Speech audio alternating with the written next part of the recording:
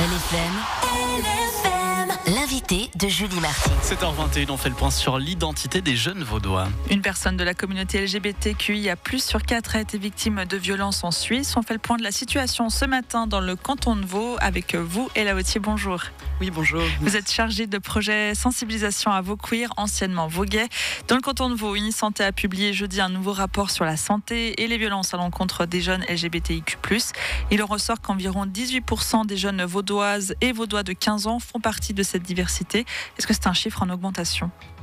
Oui, alors comme vous l'avez dit, du coup, il y a effectivement 18% des jeunes de 15 ans et je pense que c'est important de le souligner. Il y a aussi 23% des jeunes de 18 ans, donc c'est presque un quart d'entre eux qui font partie de la diversité OAS, IEGCS. Donc c'est la diversité d'orientation affective et sexuelle, d'identité de genre et des caractéristiques sexuelles. Et pour répondre à votre question, oui, les chiffres du coup sont en augmentation, ce qui peut s'expliquer par différents facteurs, mais notamment le fait qu'Unisanté a ajouté des nouvelles catégories à son rapport cette année qui n'existaient pas dans les rapports précédents, notamment au sujet de l'expression de genre et de l'intersexuation. Et du coup, ça rajoute un petit pourcentage. Et après, il y a surtout une augmentation, mais qui n'est pas une explosion non plus, par rapport aux jeunes de la diversité d'orientation affective et sexuelle. Et puis, ça peut s'expliquer aussi par rapport à notre travail, notamment de sensibilisation dans les écoles, donc qui permet vraiment d'amener de l'information aux jeunes. Et ça leur permet d'avoir peut-être plutôt les mots pour se définir, se nommer, et les mots pour répondre à leurs questions, en fait. On remarque tout de même dans ce rapport d'Unisanté une assez grande différence entre les filles et les garçons. Les filles feraient plus partie de cette communauté. Comment vous l'expliquez ? Oui, alors à nouveau, je pense que c'est multifactoriel, mais effectivement, on remarque toujours actuellement, c'est vraiment compliqué pour les jeunes homosexuels, bisexuels, jeunes hommes, du coup, car c'est encore des identités qui sont très stigmatisées et puis qui se placent un peu en opposition à la construction de la masculinité dite traditionnelle, qui, quant à elle, impose un fort rejet de l'homosexualité et peut-être à l'inverse dans les normes de genre un peu plus traditionnelles de la féminité. Donc c'est plus normal aussi d'avoir des entre-soi féminins, de partager une forme d'intimité. Donc c'est possible que ça laisse aussi plus d'espace à ces jeunes femmes pour, disons, pouvoir se nommer aussi en tant que lesbienne, bisexuelle ou queer. Et puis on voit aussi dans d'autres études que justement il y a un rapprochement des jeunes hommes à des mouvements plutôt masculinistes, donc qui sont très rattachés aussi à ces valeurs de masculinité traditionnelles, des normes de genre très ancrées, et les jeunes filles se rapprochent plutôt de mouvements féministes en fait, qui remettent aussi en question l'hétérosexualité comme norme. Donc voilà. Ella Autier, l'étude qui a été faite a été réalisée sur des jeunes donc entre 15 et 18 ans. Unisanté décrit dans son rapport une situation inquiétante. Qu'est-ce qui est inquiétant aujourd'hui ? Oui, alors il y a plusieurs choses qui sont inquiétantes, mais notamment on voit qu'il y a une augmentation du sentiment d'insécurité globale des jeunes de cette diversité par rapport à leurs pairs, du coup, qui n'en font pas partie. On voit aussi qu'il y a toujours une prévalence des discriminations et des violences, notamment aussi par rapport au harcèlement, intimidation entre élèves, et aussi par rapport aux agressions et aux violences sexuelles, donc qui sont très prévalentes, notamment auprès des jeunes femmes qui font partie de cette diversité. Et tout ça a évidemment un impact sur la santé et aussi sur la réussite scolaire.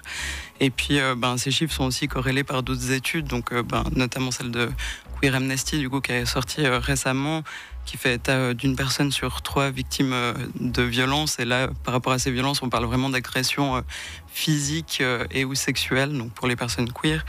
Et puis d'autres aussi études, notamment des fêtières nationales par rapport aux personnes queer, du coup, qui montrent qu'il y a une augmentation des signalements de crimes de haine et que ça concerne majoritairement les moins de 30 ans, que c'est très peu signalé à la police aussi. Et puis nous, par rapport à notre travail de terrain, enfin, on remarque aussi vraiment dans les classes une augmentation de l'hostilité par rapport à cette diversité de la part des élèves. Et aussi, on remarque que c'est vraiment plus facile actuellement de se dire homophobe que de se dire queer.